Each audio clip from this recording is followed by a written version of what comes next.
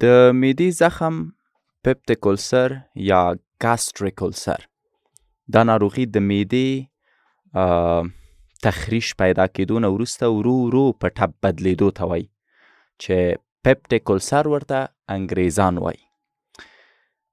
د معدې زخم په انګلیسي ژبه کې همدغه پپټیک ألسر دی. نو په ولسي ژبه کې ورته د معدې او د کوچنیو کولمو د اثناء العشر زخمونه وایي او په ټولیز ډول سره هغه دردونکي ټپونه دي چې د معدې د داخلي دیوال او یا هم د کوچنۍ کولمې د اثناء عشر په برخه کې رامنځته کیږي. د دې ناروغۍ نه په نړۍ کې ډیر انسانان ځورېږي. په ټولیز ډول د ژوند په هره مرحله کې لیدل کیږي، یعنی په ماشومتوب، په ځوانۍ او په سپینګیریوالي په هر عمر کې کیدای شي پیدا شي. د معدې د زخمونو یا ټپونو د رامنځته کیدو لاملونه مختلف دي، اسباب مختلف دي چې په اړه یې بحث کوو. د معدې مزمن پړسوب، مزمنه بدهضمي، د مرچک او مسالو ډیر استعمال، اچار، د ګوړې چای، ډیر خواږه څیزونه خوړل، غم، فکر، تشویش کول، د اسپرین او د کورتیزون د مرکباتو استعمال او ډیری نور عوامل د معدې د ټپ یا د زخم اساسي سببونه دي. او د معدې د زخم اصلي سبب په معده کې چې دی د هایدروکلوریک اسید ډیروالی دی چې په معده کې تولیدیږي. د معدې د زخمونو یا د ټپونو د رامنځته کېدو نور عوامل په لومړي وختونو کې معمولا څرګند نه وه، ولې نن ورځ له نیکه مرغه طبي څېړنو په اثبات رسولی چې د معدې زخمونه په معده او کوچنیو کولمو د اثناء العشر په برخه کې د مایعاتو د نابرابرښت یا د نامنظموالي له امله رامنځته کیږي. د معدې زخمونه د التهاب ضد غیر اسټرویدي درملو لکه اسپرین، نایپروکسین، ایبوپروفین د دې درملو د ډیرو کارونه هم رامنځته کیږي. پس باید مو وي چې هره دقیقه پرته د اړتیا نه د درد ضد درمل ونه کاروئ. د معدې زخمونه 80% د هیلیکو باکتریا پایلري په واسطه یا د ایچ پایلري په واسطه هم رامنځته کیږي. د معدې د زخم نښې چې دی شته دی، مثلا په معده کې سوخت دی چې په تش نس باندې دغه سوخت ډیری، د سوخ یا د سوځیدنې یا د مالښتي درد د معمولا د معدې په لاندنۍ یا پورتنۍ برخه کې ډیر ځلي د خواړو د اخیستنې نه وروسته پیدا کیږي، په ځانګړي ډول د شپې د لوري. د معدې درد او سوځیدنه همچنان شدید دی. د خېټې په هغه برخه کې چې هلته معده موقعیت لري نری نری درد پیدا کیږي چې له خوړلو وروسته درد پیل کیږي او د درد له شدت سره کیدای شي کانګ یو نفر ته راشي یا کانګ وکړي چې کله کله وینم متاسفانه ورکې وسی. پس کانګ یا د غذایي موادو بیرته راګرځونه هم موجوده ده.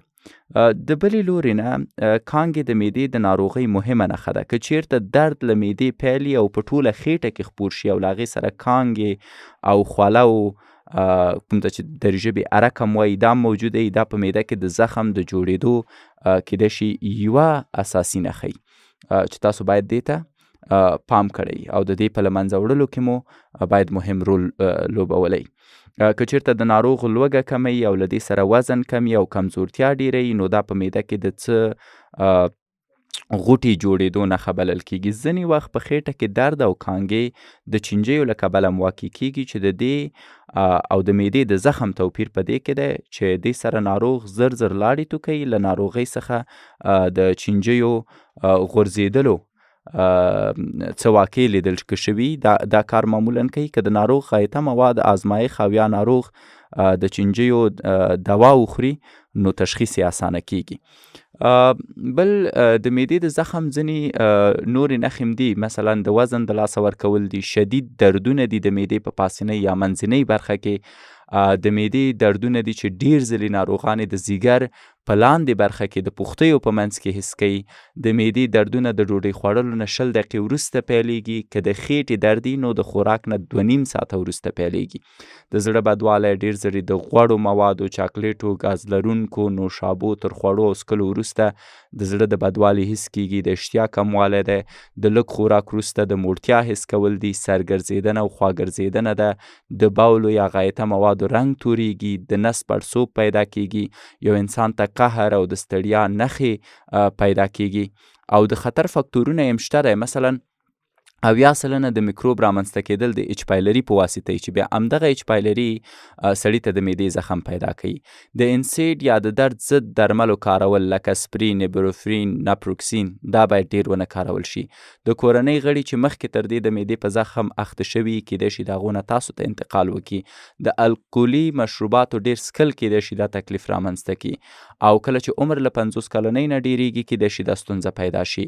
د تنفسي سیستم شدت لرونکي ناروغي کیدای شي پیدا شي. د پښتورګو له کاره لویدل او هایپرپایروډیزم د کلسیم د کمښت له امله د معدې د اسیدو پورته تلل، رواني فشارونه، د زولنګر السین سندروم چې د نیورو اندروکراین د سرطانونو له امله د اسیدونو اندازه ډیریږي، د اسناول اشر، د جیجینوم او ایلیوم یا کوچنیو کولمو د ټپونو پیدا کېدل، د مرۍ په برخه کې د معدې عکس العملونه په کوچنیو کولمو کې د مایکل ډایورټیکولم او معدې هیټروپا رامنځته کېدل، یا د هضمي سیستم د سرطانونو په واسطه کېدای شي دا تکلیف پیدا شي. د اسید تولید د ګاستریم په واسطه د معدې سرطاني حجرې چې د اسید د تولید لامل ګرځي کېدای شي د دې په واسطه دا ستونزه پیدا شي او دا مشکل یو انسان کې ووسی. پرهیز پکې پکار دی. ناروغ باید مرچک او مساله جات استعمال نه کړي. غوړ او د خوږو څیزونو خوراک دې بالکل ترک کړي. د نسوارو، سګرټو او پان استعمال دې نه کوي. د اسپرین او د کارتوزین د مرکباتو له استعمال دې جدا ډډه وکړي، او ناروغ باید له غم، اندېښنې او تشویش پرته ژوند وکړي او د دې شیانو نه منع شي. د درملنې په برخه کې هم بحث کول پکار دي، ولې مخکې د هغې نه زه بیا د تشخیص موضوع اړوند بحث کوم. څنګه چې دا یوه عامه ناروغي ده، په ځانګړې توګه زموږ په هیواد کې، په افغانستان کې، زموږ په همسایه هیواد پاکستان کې هم ډیره لیدل کیږي، ځکه چې د دې ناروغۍ لاملونه په دې ملکونو کې ډیر دي او څوک یې په پرهیز کولو نه پوهیږي یا پرهیز نه مراته. نو په هر ترتیب ناروغي باید په معالجه او د پرهیز پوره خیال هم باید وساتل شي.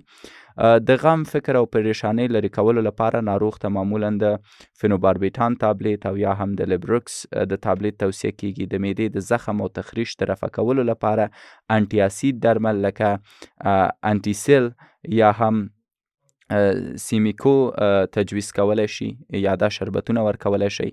د معدې د زخم ناروغانو لپاره شیدې غوره نعمت دی. په ورځ کې باید 6 الی 4 ځلې دغه شیدې وشکي، او په معده کې درد پیدا کېدو سره باید شیدې وڅښل شي.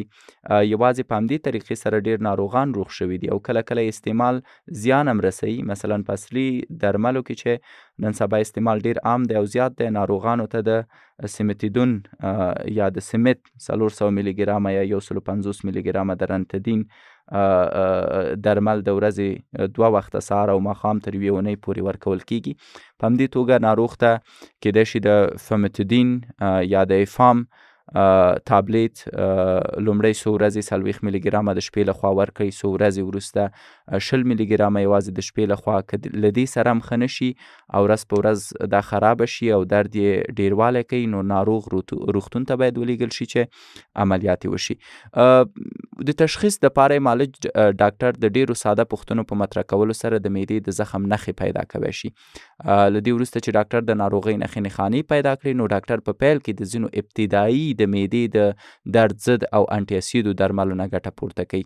ځینې وختونه د معدې لپاره اندوسکوپي کاروي، چې اندوسکوپي داسې یوه آله ده چې په سر کې یو کوچنی او پرمختللې کمره ده، چې د دې کمرې په واسطه د معدې او کولمو داخلي دیوالونه په ډېرې اسانۍ سره د تلویزیون پر پرده په واضح ډول ښوولی شي، چې هلته زخم یا غیر نورمال حالت که چیرته موجودي نو معلومیږي. همدارنګه اندوسکوپۍ په واسطه د معدې د داخلي برخو نه د غوښې د کوچنیو ټوټو اخیستل هم ډېر اړین دي، چې ترې د ناروغتیا په څېړلو کې ګټه اخیستل کیږي.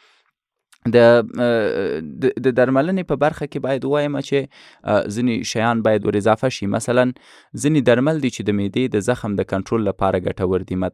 یو ښه مثال یې انټي اسیدونه دي. انټي اسیدونه ضعیف قلویات دي چې د معدې هایدروکلوریک اسید سره مالګه او اوبه جوړوي. دا درمل په ټولیز ډول سره د خوړو نه وروسته 15 هایدروکلوریک اسید تولیدوي چې 156 ډوز په ورځ کې 1 ساعت له خوړو وروسته ناروغ ته ورکول کیږي او په 2 ساعتونو کې د معدې اسید خنثی کوي، کوم ته چې سودیم بایکاربونیټ وایي او کلسیم بایکاربونیټ. همچنان د اجدو اغذي انټي ګونسټونه دي چې د دغه درملو ډوز د پښتورګو او ینې ناروغیو په شتون کې باید لږ شي. په ټولیز ډول سره د معدې د پیپسین او د اسیدو اندازه په لوړه کچه او ژر باید راښکته شي. دغه درمل په ورځ کې 2 ځلې ناروغ ته ورکول کیږي، له خوړو څخه 2 ساعته مخکې ورکولی شي دا، نو د معدې ایشیدل راښکته کوي. همدارنګه د مرۍ په التهابونو او میکروبي کېدو کې کارول کیږي او د دې درملو د 6 نه تر 18 اونیو پورې توصیه کیږي، لکه سیمتادین چې د 400 نه تر 800 میلي ګرامو په 18 ساعتونو کې مریض ته ورکوی شي. رننتدین دا درمل له 150 میلي ګرامو نه په 18 ساعتونو کې ورکوی شي. فمتودین دا د 10 میلي ګرامو نه په 18 ساعتونو کې ورکولی شي. نیازتدین دا درمل 150 میلي ګرامه په 18 ساعتونو کې ورکوی شي.